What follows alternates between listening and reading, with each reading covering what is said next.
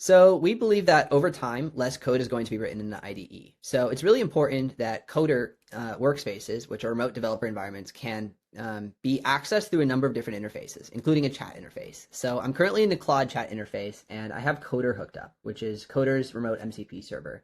I can now interact with this and ask it, how many Coder workspaces do I have? And through Claude, it's able to interact with Coder and do all this stuff that otherwise I would have to do in the Coder AI or the Coder UI or API or something like that. I can give it permission to do that, and it'll go ahead and you know answer the question for me in a second. I have 53 workspaces. I do quite a lot of testing with Coder.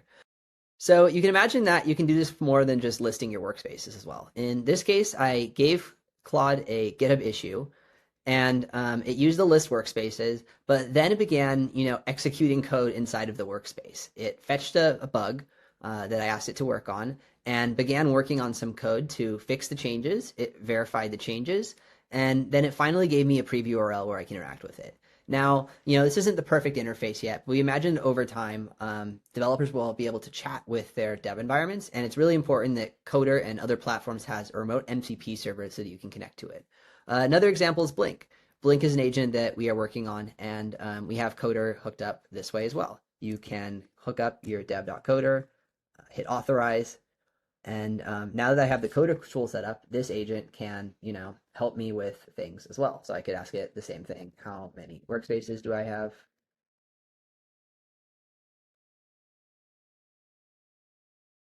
It's blinking.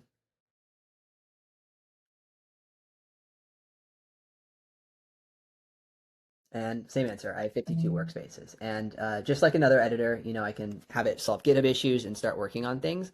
The really cool thing, though, is as it's working on an issue, I'll actually ask it to create a new one. I can actually switch into the Coder platform and then begin working, in a full editor because Coder itself is a full developer environment. So I don't have to stay in the chat the whole time. I don't have to stay in the IDE the whole time. I can kind of move between these two interfaces. So it's using the most popular template, write coder on Coder, which is pretty cool. And it says that it's creating a new workspace. Once it says that it's created, I'll go ahead and move over to the Coder UI and we'll see what it's doing. Cool. It says it's created called Blink workspace. So we'll go into Coder. We'll search Blink. Here it is, Blink workspace, and we can see that it's spun up. Now, let me ask it to do something else too. I'll say, leave a note in there for me saying hello from Blink. And let's see how it does this.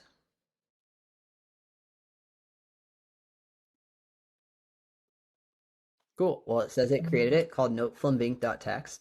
We'll go ahead and open our file browser.